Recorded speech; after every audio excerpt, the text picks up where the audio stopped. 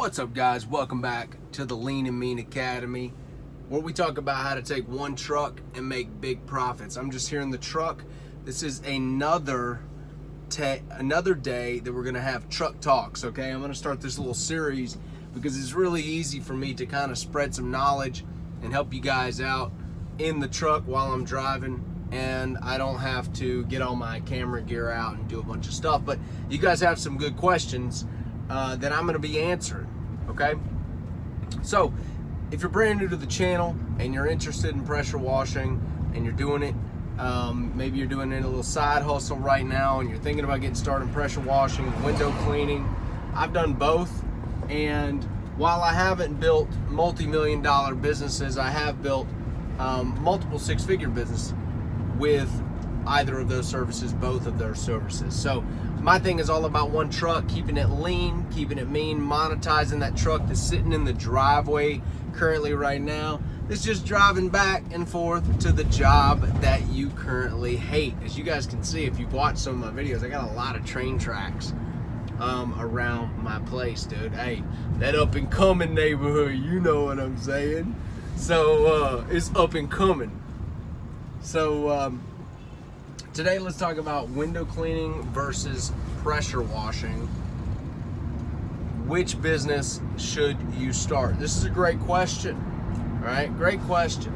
And there's pros and cons to both services. A lot of guys like to do both, okay?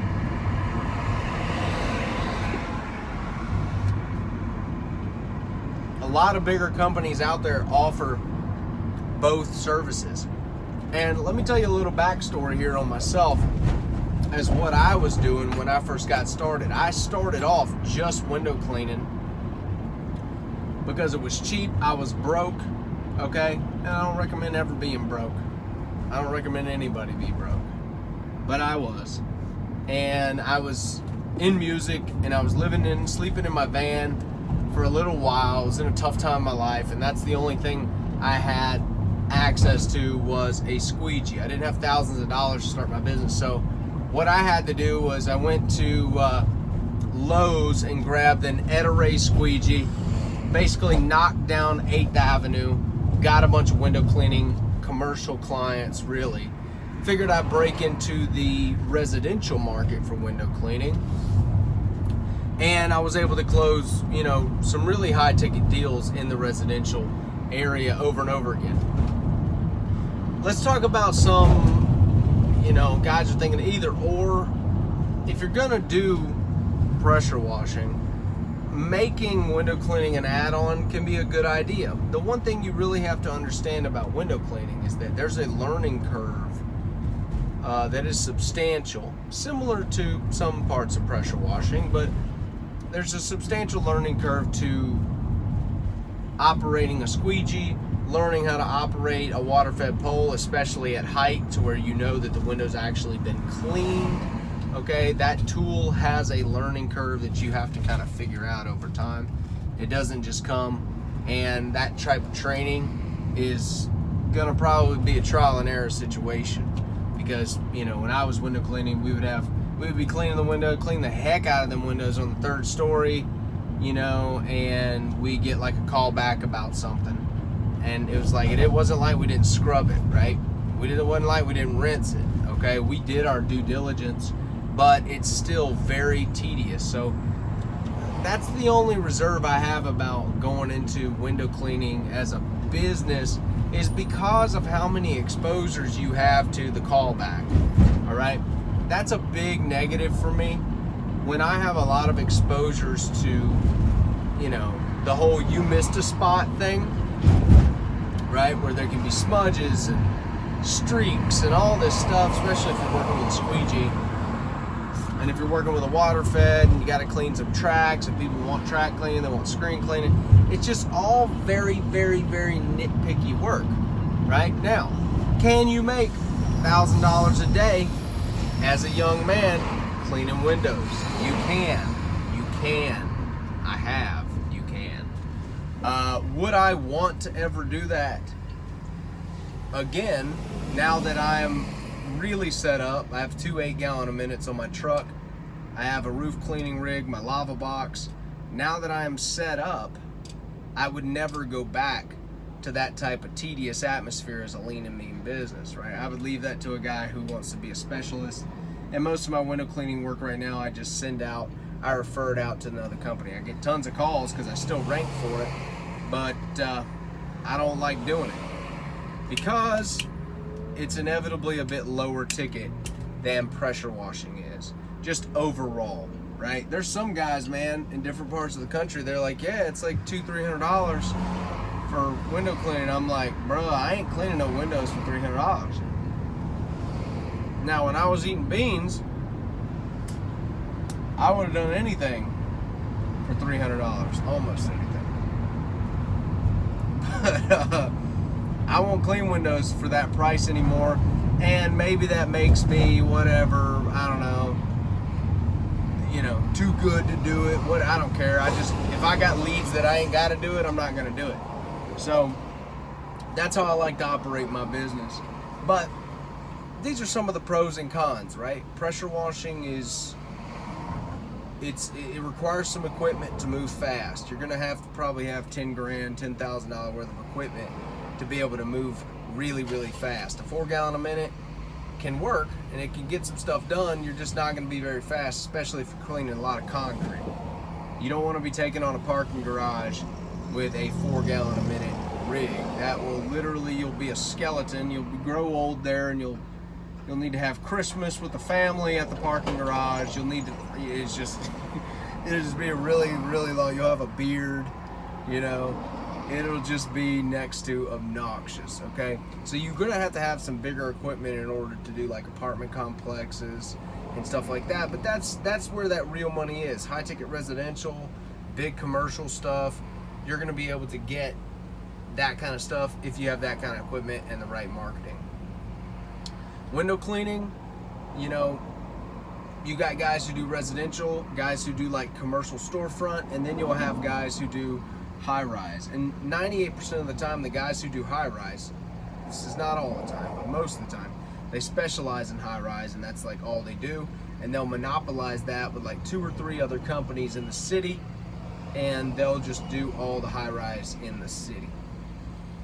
Why is that? Well, the reason for that is because it's a rare individual who's going to rappel off the side of a 100-story building. Okay, it's a very, very rare individual. That's way less than 1 in 1,000 people are going to be willing to do that.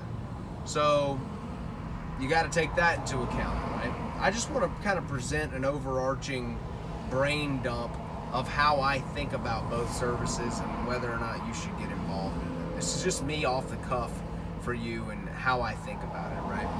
I always think in terms of quickest way to cash. That's how I always think. I don't have any romanticism about it. There's no dignity involved with that. It's called, listen, what is the most profitable thing I can do? And how can I do that as much as possible, right? So how can I specialize in a high ticket environment and continually just repeat that same motion over and over again and just rake the cash in? That's the point. That's the point of business. The point of business isn't to have this romantic infatuation with this like artisanal work. Like that begins to like become, it just becomes, I don't know. Some guys approach their business that way. I don't approach my business that way. It's about how do I duplicate this service, and how do we bring in the cash, and how do I go hang out with my son? That's it, all right? How do we go on trips? How do we have the nice things that we want, okay? We're not trying to get romantic about this, all right? So window cleaning, a lot more tedious. It's lower ticket usually. You're gonna get more callbacks. People are gonna want tracks cleaned. If you ever cleaned a window track, you understand. If you haven't, and you've seen a track full of bugs and full of dirt, just nasty, you're gonna understand, okay? Pressure washing, to make bigger money, requires bigger equipment, okay? And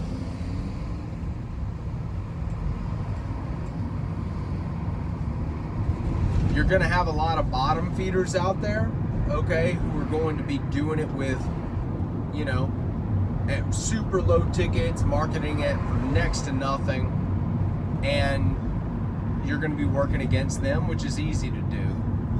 But a lot of guys are like, it's overpopulated. It's not. All right, it's just not. Otherwise, people wouldn't be making money in it.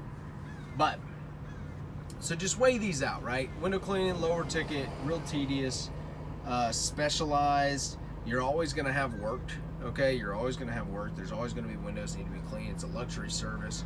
Pressure washing can become more of an industrial cleanliness, as far as like ordinance, like dumpster cleaning. That's got to happen. That is an actual ordinance. A parking garage is an EPA ordinance. You're not going to be able, as a company, to keep that parking garage super oily forever. Okay, they will come and they will fine you. So they technically have to hire a pressure washer legally to get it done. All right, so that works in your favor. I'm not sure that they have to hire a window cleaner. Okay, so using the government to wield work back to you, use the government ordinance as a way to herd money back into your pocket. All right, so if you're thinking about starting a window cleaning or pressure washing business, you know, what the hell, start both. You know, figure it out. Put yourself out there for both. It doesn't cost you any more money to do so. And learn the technique of window cleaning. Learn the technique. Get you a cheaper water-fed pole. Figure out how to run that. You know, get your washer going. The biggest thing of all is can you get your name out there and can you market? A lot of guys want to know, should I add window cleaning to my wash? Should I add washing to my window cleaning? The answer is, I don't know. Should you? Do you want to take on that skill set? Do you want to take on that customer? You know, because some customers are just going to want window cleaning. And if that's what you're offering and you're not requiring it be a package, you're going to have to facilitate, right? So for me, I just saw that the window cleaning stuff was lower ticket overall. I didn't want to have volume. I don't like doing volume work. I don't like basing my value off of quantity. You see, value to me is not based off of the quantity.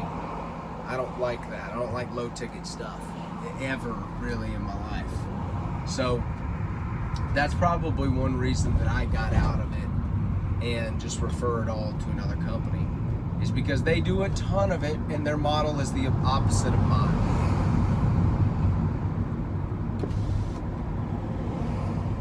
So, I'm going to go ahead and wrap this video up. If you like this video, give it a like. If you like the channel, subscribe, okay? If you're starting your pressure washing business, your window cleaning business, whatever, they're both kind of in the same lane as exterior cleaning, and you're looking to ramp your business up from $0 to $7,000 a month, we have a course that we released, Justin and myself, over at Forever Self-Employed. Justin is a Facebook ads, like he has an ad strategy that is killing. I'm gonna go over a lot of chemicals and stuff that you never even knew existed. I'm gonna show you how to make some money in that.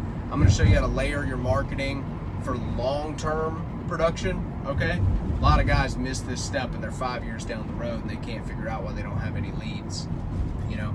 And we're gonna cover that on the front end. I'm basically gonna just rip that Band-Aid off for you and show you exactly what you need to do. Click the link in the description, get the course.